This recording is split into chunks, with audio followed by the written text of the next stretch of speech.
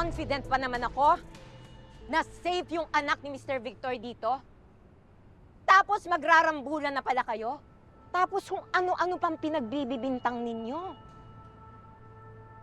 Lalo ka na. Ano? Hindi ka na nakontento sa away ninyo ng anak. Pati yung ama, sasaktan mo? Sige, away pa more! Hindi ko palalampasin tong ginawa ninyong to, ha? Bilang parusa, paghahati-hatian ninyong apat ang ibibigay kong task. Naintindihan nyo? Una, 1 buwan kayong maglilinis ng kusina. Pangalawa, yung mga kalat sa likod, ayusin ninyo. Ako na lang po sa tambakan. Gusto mo samahan kita? Huwag na. Ako na ho doon, Miss Joyce. Ayoko may kasama mga mahihina.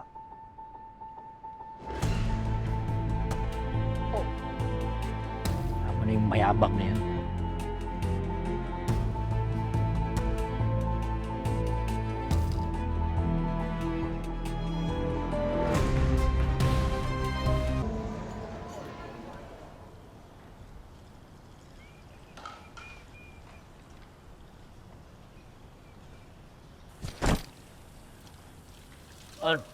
Ano, kaya ba?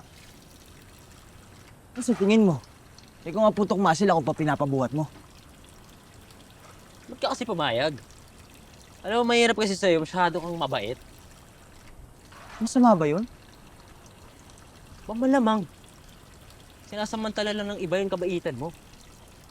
Kaya minamaliit ka lang ni Kidlat dahil tingin niya sa'yo mahina. Hindi ka pumapalag. Ayoko kasi palaking problema. Makagano talaga ako. Oh, edi baguhin mo. Palakasin mo sarili mo. Ipakita mo dyan sa tol mo na may pangil ka din. Makaya mo mag-isa. Hindi mo kailangan ng tulong ng iba. Hirap kasi sa'yo, palampa-lampa ka eh. Pakilangin tao.